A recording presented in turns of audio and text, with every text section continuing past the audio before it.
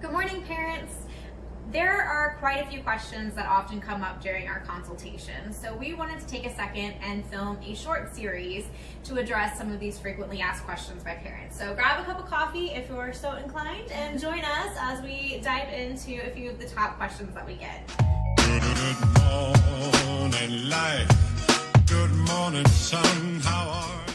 This first question we hear over and over and over again. I actually think it probably comes up from almost every parent. And it's a valid concern, and that is, my child has ADHD and I just do not see he or she sitting in a chair and working on a computer for this amount of time. I just don't see it happening. I don't think you're going to be able to really capture his or her attention. Or sometimes the child is really young and again, you just don't see them being able to focus for a long period of time. So Caitlin, what is it that you tell parents that have this question? Sure, so like she said, it's a really valid question. And honestly, this is a question that pretty much every teacher is gonna face, regardless of if you're virtual or if you're in person or classroom or one-on-one. It's how am I going to engage the student?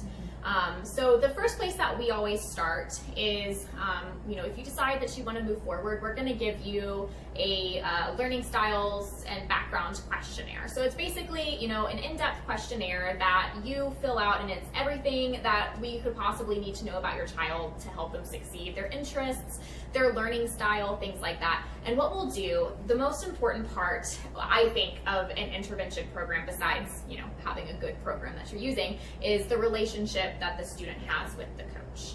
We call them coaches here, so that's how I'll refer to them through this video. But picking a coach that has a similar teaching style to your child and their learning style is gonna make all the difference. So that right there is gonna go a long way to engage the student. Okay, so beyond that, there's just different things that we're gonna do. We're gonna get to know your student. One student might work one way. I might have one tactic that works really well with one student, and then I try the same thing with a different student and it's totally different. So basically the point of this is, we're gonna pick a coach that's gonna be invested and kind of work similarly to your child, and then they're gonna spend a lot of time figuring out how your child works and how they're going to engage them and motivate them, and they're going to implement that. So one example that came to mind is some of our students love games, right? Mm-hmm. That's what motivates them and keeps their attention. So we have some students that we have even created specific games for them, and we're going to integrate as many games and unique and fun ways of showing lessons as we possibly can. Yeah. And other students are, more methodical, and they really want time to think through things, and so the coach might go at a really slow rate and really go in depth on all of the different procedures and make sure they're covering all those steps for that student. Yeah, and specifically with virtual, there's some different things that we'll do. So the first thing I implement is if I have a student who is ADHD and I notice they're kind of all over the place, and I share my screen with them and it has tiles and pictures and icons. Okay, if I share my screen with them and then I start giving them instructions, I know that they're not going to listen. So there's some simple fixes we can do there, such as I'm not sharing my screen. Okay, so first I'm going to give them the instructions face to face, where they just see me, and we're going to talk through what we're going to do. So that way I know I have their focus, there's nothing to distract them. Then I'm going to share my screen. So there's just lots of different things that we'll do virtually that, teachers in classrooms or in person, they're going to face, the same thing too. And I feel like that's a great point. Keep in mind that our coaches, they come from a variety of different backgrounds, and they have worked with so many different types of students.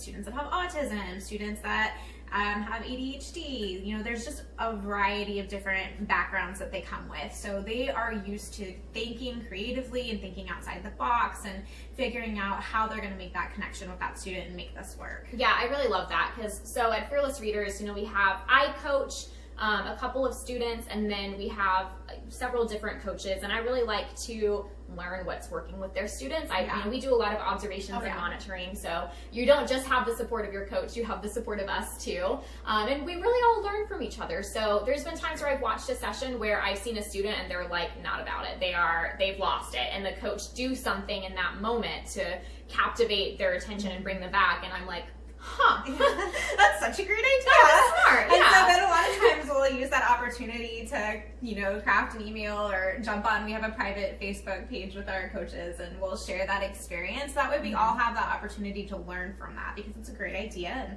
it's something that we all need to know about. Yeah, and one other thing I want to touch on before we go is the students that particularly like to get up and move and shake and wiggle and stuff. Yeah. So they're, just because we're virtual doesn't mean that they have to sit in their chair the entire time. So I found another great resource that some other coach had made, and it's like a wiggle wheel. So when my student starts to go crazy, I pull up a tab that has this rainbow wheel on it, and they spin the wheel, and then woo, okay, do 4 frog jumps. So now they get up and they're jumping across their room like a frog, and then they get out that energy, and then they can come back and focus. And my toddler is like that, like sometimes they can't even contain themselves, or they just get that burst of energy. So it's great to get that outlet and then come back refreshed, and then you can focus. Right. So virtual doesn't mean you're tied to the chair and tied to the computer. We still incorporate exercise and movement and things like that. It's just from your living room or from your office, so it's a little more convenient there.